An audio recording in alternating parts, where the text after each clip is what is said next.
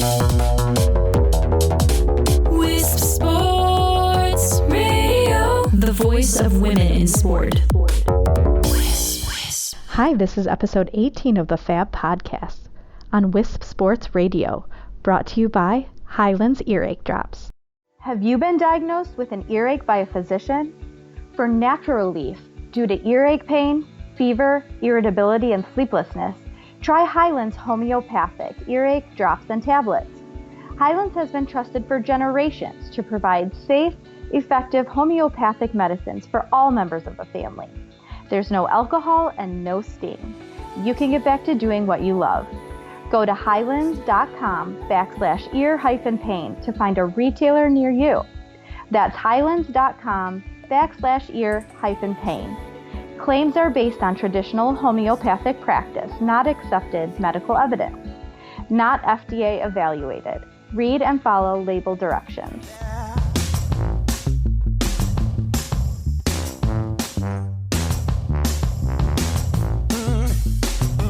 The FAB Podcast is the weekly show brought to you by Females in Athletic Business for women in the sports business, where we believe that women in sport deserve equal coverage.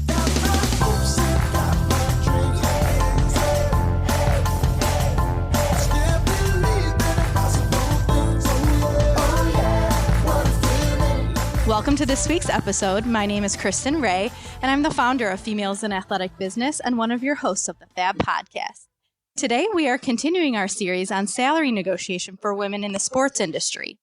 Last time we spoke with Kathy Grayson of the PGA of America, we talked about the importance of negotiating your very first salary. And Kathy is back today with us to chat about negotiating a raise or a promotion within your current job, which is something that a lot of women may need to do at some point in their careers, especially in the sports industry when, Kathy, not all the time women are often offered these raises and promotions, and sometimes we have to fight for them more. So Kathy, welcome back to talk about that today.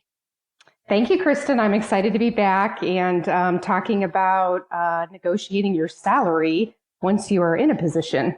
Yes, which can be very tricky and touchy. So before we get started on that, if our listeners didn't catch your first episode with us, just give us a quick review of kind of a summary of your time in the sports industry for us.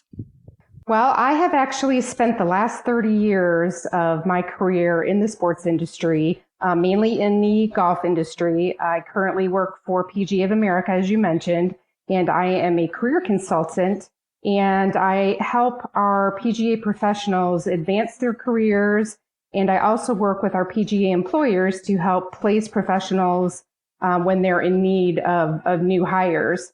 Again, I was a director of retail for several years. I worked for Callaway Golf Company and I ran their tournament division for about 10 years. I was also a regional sales manager for Antigua Apparel. And at one time, I worked for the U.S. Olympics, and I conducted we used to have a festival prior to the trials, and I was the director of volunteers for the pre-trials, I guess I'll call it. So I've spent my entire career in sports, and I absolutely love it.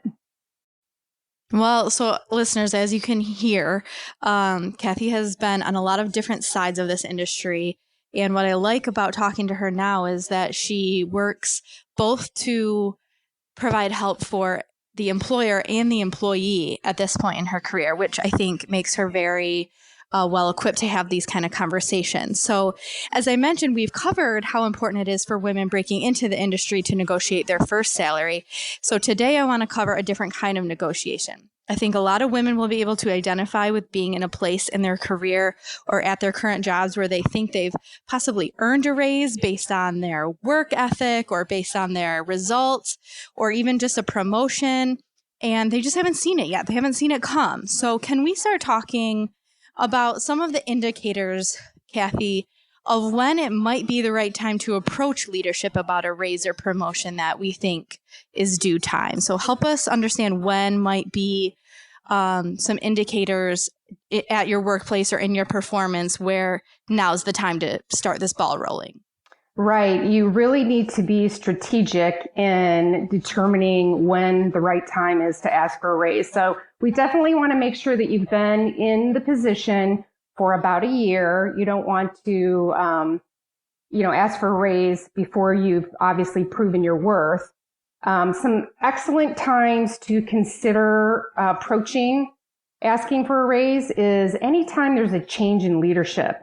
So if you have a new manager coming in, or there's a change in leadership within the company as far as the CEO or the COO, that's an excellent opportunity for you to approach a raise, because what's happening is usually there's a shift in that organizational management team, and it's an excellent opportunity for you to position yourself for a raise.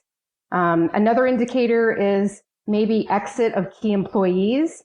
Anytime someone leaves the organization and takes a new position, again, that creates a domino effect and gives you an opportunity to go in and posture yourself for either a new position and a raise, or a current raise in your position.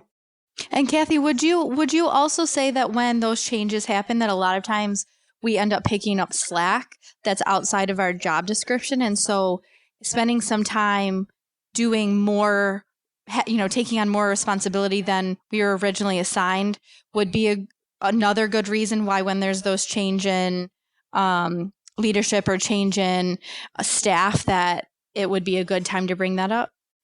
Absolutely. That was actually my next point. So anytime there's a change in your job description, or you're asked to take on additional responsibility, and you want to make sure that you don't take on that responsibility and then ask for the raise, because normally your manager, once the project is complete, is on to the next one. So it's really important that you approach that before you start any new projects or take that responsibility on, and just explain to them that you feel that this warrants some type of compensation for the fact that you are taking on additional responsibility. So another excellent point would be when you consistently overperform and you are receiving accolades, and you should certainly be documenting those and keeping any emails or letters of recommendation that maybe clients write for you. And you definitely want to know what your market value is. So there are endless resources to find out what your competitors are paying for a position similar to yours. You can look on PayScale, you can call recruiters, you can actually call competitors and find out from their HR department, a range for your position, but you really need to know what your market value is. And again, if there's a shift in corporate priorities, if there's a directional change, that's an excellent opportunity for discussing a raise. Okay, so I really like something that you mentioned. You said that we should be consistently keeping track of the times that reflect our really wonderful performance, whether it was a letter from a client or whatever it might be for your specific job. And I like that idea, because you don't want to get to the point where, oh crap, I really think I deserve a raise. I really think it's time for a promotion. And you don't want to be scrambling, searching through emails and searching through papers to have the right thing to show, your leadership. So maybe just creating like a file in your email, where you can just drag certain things in every so often that you think will be helpful, or even an actual file in paper, even if you keep it at home, something to just make sure that when the time comes that you're prepared.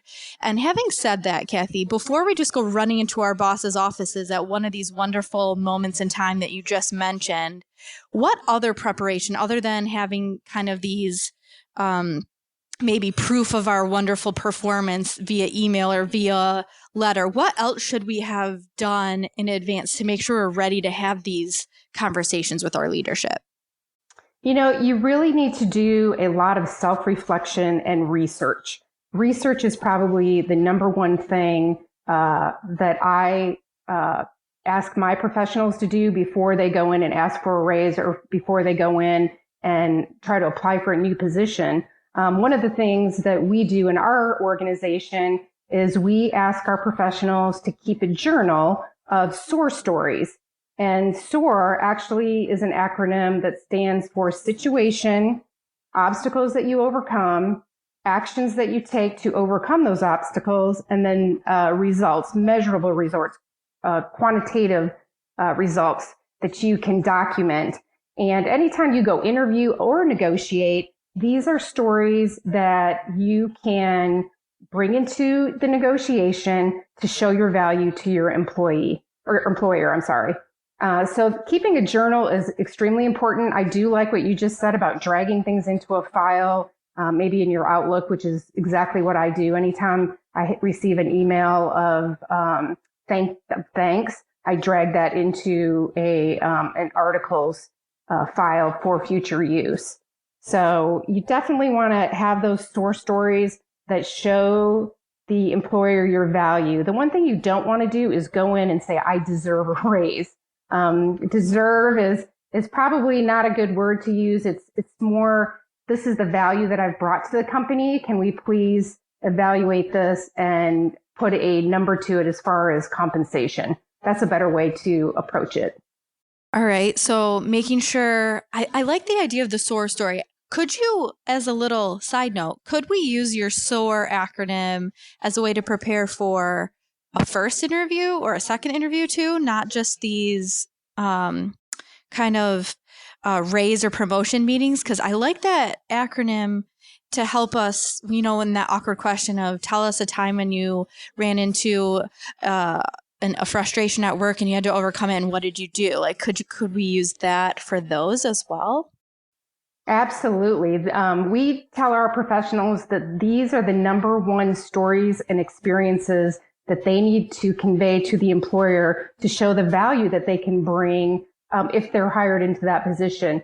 So SOAR stories are excellent for any one of those situations: interviews, negotiations for your first job, negotiations, for a raise in your current position. So SOAR stories are excellent. And we don't own that acronym, so I highly encourage everyone, to keep that in the back of their mind and to keep a journal. One of the things a few years ago when I lost my job, I was not prepared, and my career consultant had asked me for these SOAR stories. And because I'd never heard of that before, I really didn't keep a journal or any files of my accomplishments throughout my career. So it's really important to start that at an early age. You can start it at any time. It's very important. But the earlier you start, the more stories you have to share with your employers to show your value. And it wouldn't even be a bad idea. And you said keep a journal, but not just in your mind, like an actual journal at home somewhere, so that when it does come time to have these conversations, or if you do lose your job, or if you find yourself in an unexpected time where you have to have an interview, that way you can call upon them and not have to wait till the awkward moment of being asked that question to recall those stories. Because a lot of times that's what you see happen in interviews is people are like, oh, good question. And there's nothing wrong with having, a moment in an interview to think about something before you speak. But imagine the comfort and how much more polished we all will be if we have those stories that they're ready in our minds, right?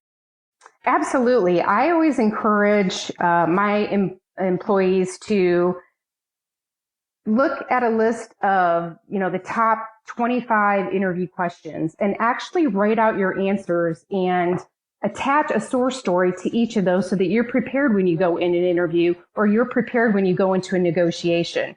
So you have those ready, you have them available, they're applicable to what the question is, and you have more confidence in yourself when you're in that situation.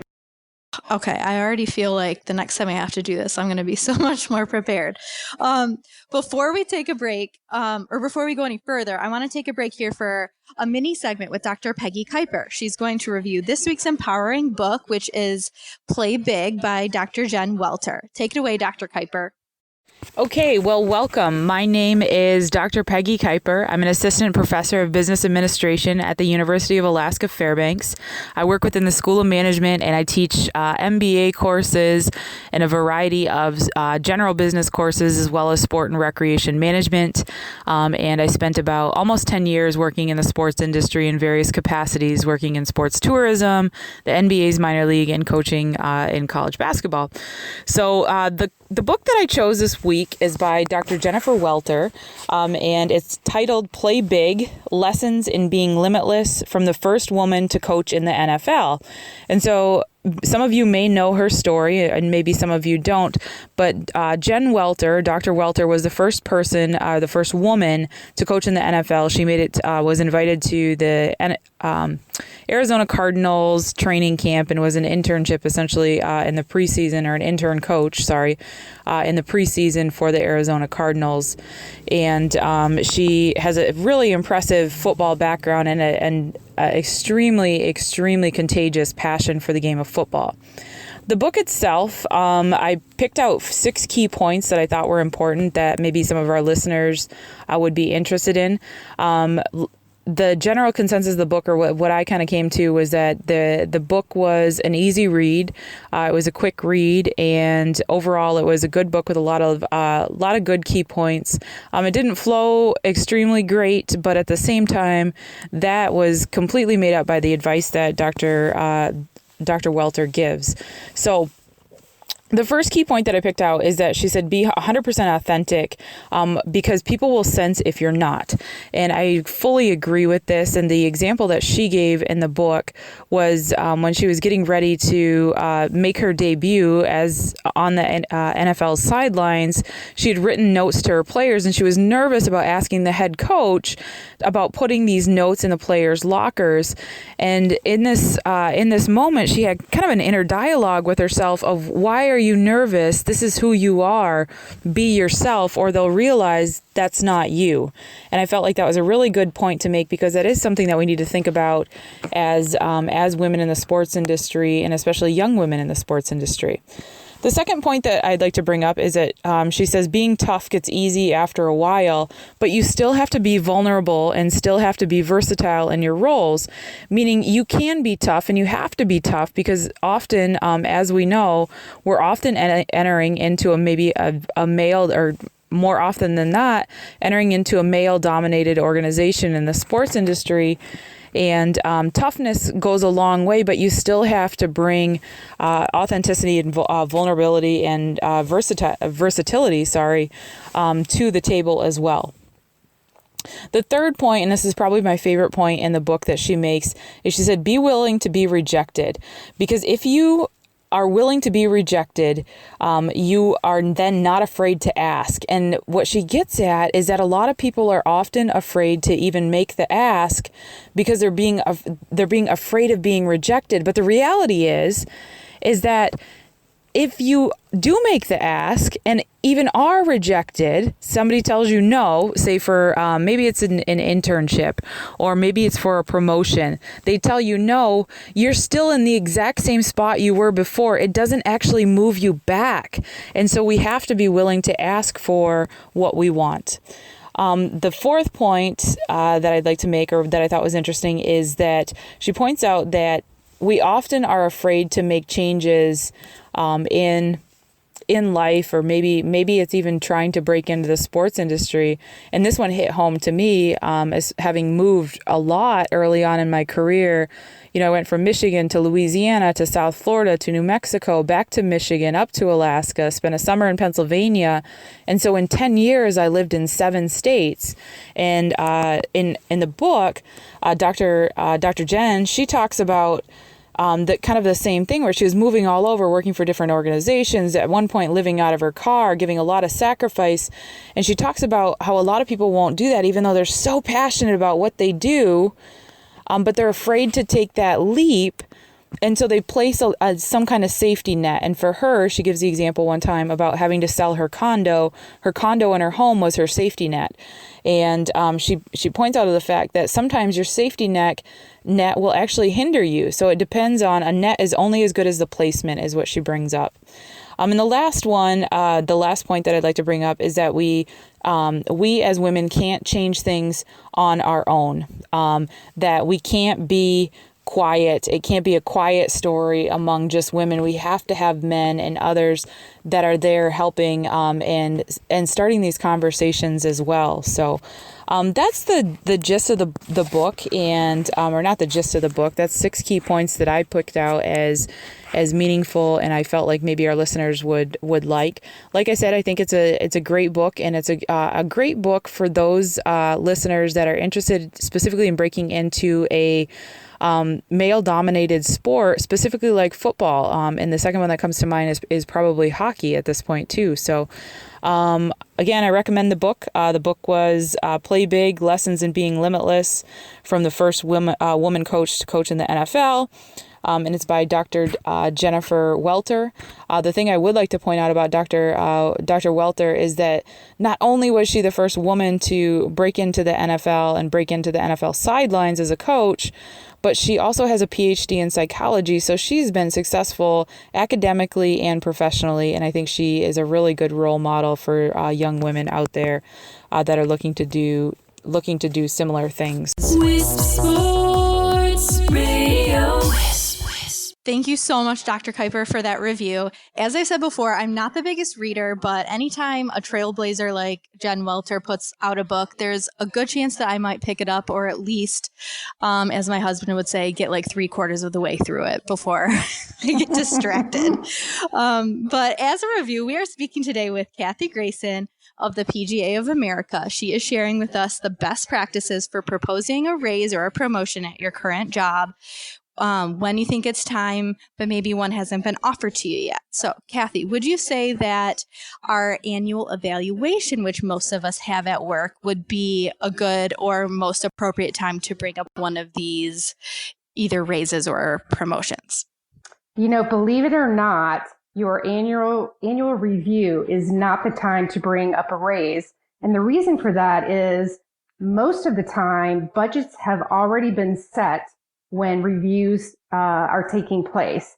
So the best time to begin a negotiation for a raise is probably about 3 to 4 months before that budgeting process begins, so that your manager can forecast potential payroll increases into their department budget. I never would have thought of that. It seems obvious when you say it, but I think most of us don't start to contemplate. If we're pretty happy at our jobs, most of us aren't contemplating all the time, our worth or our role or our job title until these annual reviews. So we're not thinking that far ahead, like I said, when we're pretty happy at our jobs. But I can totally see, and I think I've heard that before, unfortunately now's not the right time because, we have 8 months from now until our budget's due again. So I can totally see that.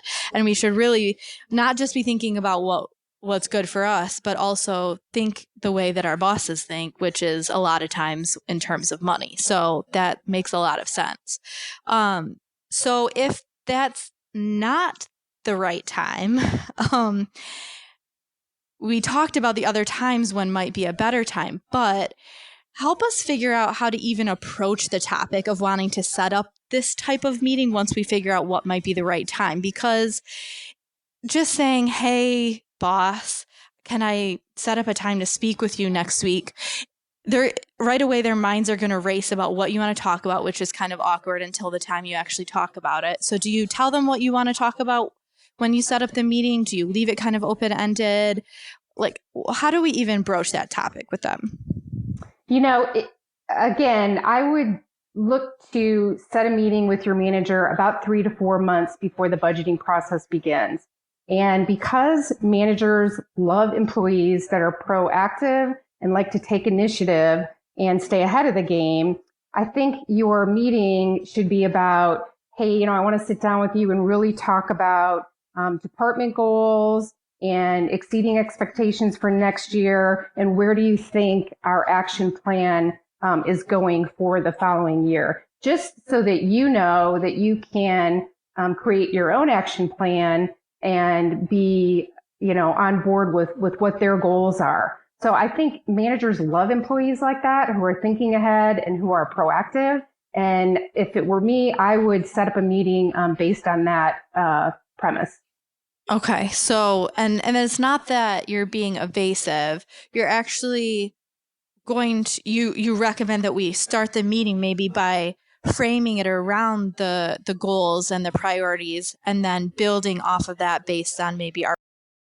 Absolutely. You should actually take in your own action plan for what your job description is and what you would like to achieve in the next year. And when you're in this meeting, you can actually discuss with your manager their goals versus your goals and where you can meet in the middle. And as you're discussing this, you bring up the topic of, these are the goals and measurable results that I've produced this past year. And as we're talking about this, let's talk about what the budget is for next year for my position and a raise. That's the best way to approach it. I like that. So let's talk about what the budget is for my position and possible raise. Okay. I like the way that you made it seem like a budget decision and not like, am I worth this? This like super vulnerable moment of like, do you think I'm good enough or not? Right. You need to be confident. And one thing that we don't want to talk about, and I feel like we do this as women, is you don't want to bring in your personal agenda. So you don't want to say, oh my gosh, my child's going to college next year, or, we're trying to pay for private school, because everyone in your company has, personal needs and financial, just financial agendas. So you want to keep it professional, and you want to keep it based on your value that you bring to the company and the measurable results that you can show that you've produced. Okay. So now that we know how to kind of bring it up, how to set the meeting, how to bring it up once we're in there, talk about basically there's, just like most conversations, there's three, outcomes really. There's the yes, absolutely. Here's congratulations. Here's your new job, your new title. There's the no, for whatever reason, I don't agree with you. We don't have the money. And then there's the like, maybe like, so how do we kind of deal with each of those one by one? So we'll talk about what we call the stall. So that's when your manager looks surprised that you're bringing up this topic and doesn't really know what to say. And instead of just saying, oh, okay, maybe this isn't a good time, and taking on that reaction, you just want to pause and give them time to think about it and just say, how can I help you move more in my direction? And, again, what is the budget going forward for this position? You want to just really, you want to go into a stall as well. Let them think about it and let them make the next move. You don't want to react to their bad reaction. Give them time to process and let them make the next move, and then you'll know where to go from there with the negotiation. So don't like feed off of the uncomfortable silence. Don't take that necessarily as a, oh crap, this is going awry, because they could just be kind of surprised, or maybe they're contemplating it. Your instinct is going to be like, oh gosh, okay, never mind.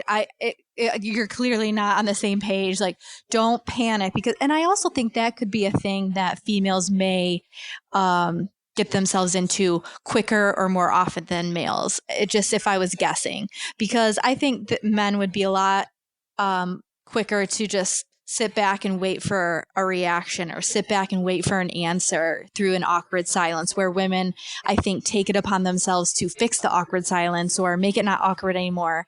And so they're going to fill that silence with something, even if it's not what's best for them. Right. We have a tendency to apologize too much.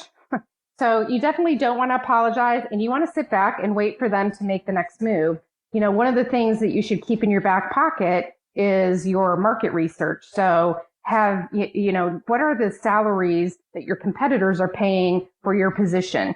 So when your manager says, well, I don't think that's in the budget for next year, that's a time where you can say, well, I would really like you to reconsider, because XYZ company and, the other company down the street are paying X for this position. So I just want you to be aware of what, the market value is and what I feel this position is worth. And, again, here's the value that I brought to the company this past year. One thing companies hate to do is they hate to lose good employees because it is expensive to hire, train, and start over with somebody new. There's a price tag for training and having to spend time bringing someone new up to speed on, the great job that you've already done.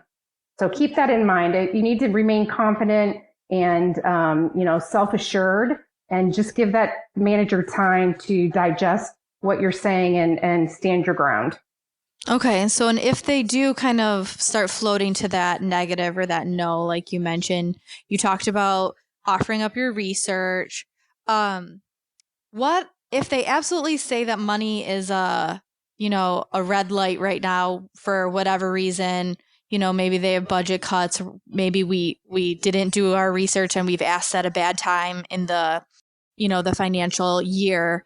What are some other things that we might be able to use to our advantage if money is not an option for a raise? Definitely want to take in a list, or at least a mental list, of other benefits that you would be willing to negotiate. So things like additional vacation time, maybe if you need flex time, during the week to pick up kids at school or go to sporting events, things like that. Flex time is an excellent benefit. A better title is an excellent benefit. That usually helps you advance quicker when you can change titles like that. And maybe more desirable projects or assignments. Maybe right now you're working on group projects and you would prefer to work more individually. Things like that, just to keep in the back of your mind, are excellent things to negotiate over and above, just cash. Okay, so then I think you've mentioned this before. If it's an absolute no on all fronts, could we say something like, I really appreciate you talking to me about this today and considering it. Would you be open to revisiting this with me in X amount of months when I maybe the issue is our performance, maybe the issue is the money, whatever, when we've, had some more results, or, when we're closer to our budgeting time? Is that an okay thing to suggest if it seems like an absolute no?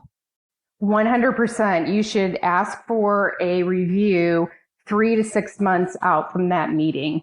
And again, ask them for a list of goals and how you can work to help them achieve those more quickly so that you have that opportunity to advance in your career. Absolutely. Okay. So then let's say the absolute best case scenario is happening and they seem really open to it. But maybe the number in your head isn't matching the number that they threw out at you. Then what do we do? Don't be afraid to counter. Women, for some reason, always accept that first offer, whether it's your first position or whether it's negotiating a salary raise. So you never want to accept that first offer. And I think I mentioned that in my first podcast with you. You mentioned how much money women leave on the table by doing that. So probably the similar things are happening exactly in these kind of salary negotiations too. Right. Whatever you accept is the baseline for your future earning potential. So you want to get the most out of your manager as you possibly can. When you're doing your research, you'll usually find that there's a top end and a low end for your salary. And you always want to ask for 10%, at least 10% over that top number, because they will come back and negotiate with you and you want to end up in that top percentile. Would this be another good moment to maybe say, boss, I took the liberty of doing a little bit of research just so that you might be able to see kind of where my salary falls in terms of, my competitors around town. Would you mind taking a look at it? Should this be a one meeting conversation, I guess, or could this be here's my research? Can we come back in a few days and set something up where we can both come back to the table and see where we're at? Or should we try to keep this as a one conversation type of meeting? You should definitely try to keep it as a one conversation meeting. You don't want to give them the opportunity to figure out how not to give you that raise. So if they're willing to negotiate and you have them in that situation, you should, try to keep negotiating and end it in that one meeting. You don't want to put it off to an additional meeting. You'll never get another meeting with your manager to discuss it. Okay, so let's be real clear here, because I think there's a big difference in how we handle our first salary negotiation and and this, because it is very okay when someone offers you a job and offers you a first salary to say, can I take, till Monday to get you an answer? That is advised. But leaving that meeting where you're asking for the raise or the promotion after they started to negotiate with you is not advised. Yeah, you would definitely want to stay in if you can, and nail that down. Definitely. Don't walk away. Okay. All right. Kathy, you've given us so much to think about, but I honestly can see myself using this information the next time that, I find myself in this position, and I hope our listeners can too. So thank you for being with us today and helping us through what can honestly be a really stressful, but often awkward experience as well. And I hope you'll come back to end our salary negotiation series this fall when we talk about salary negotiation when we're changing jobs, changing organizations. But before we let you go, tell the audience how they can get in touch with you if they're interested, or how they can kind of keep in touch with you, maybe on social media or LinkedIn.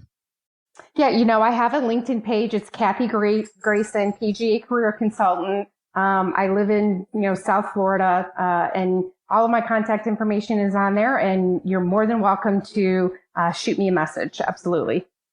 Well, thank you again, Kathy, for being here and for offering your time. Thank you so much. Thank you very much.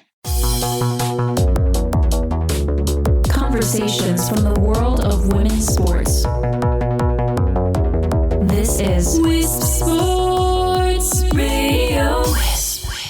And for more conversations from the world of women's sport, visit wispsports.com, where you'll find more than 800 podcast episodes plus blogs, videos, and articles. Wisp Sports Radio is the world's largest podcast network for women's sport, with 30 shows and 20 hosts around the world. Subscribe for free on your favorite podcast app. And to follow Females in Athletic Business, this podcast, or Wisp Sports, use @FAB Sports.org and @Wisp Sports on social media. The FAB podcast is a co-production of Females in Athletic Business and Wisp Sports. Check out Females in Athletic Business at www.fabsportsorg.com. And please visit our sponsors at highlands.com/ear-pain. Thanks so much for listening, and we'll be back next week.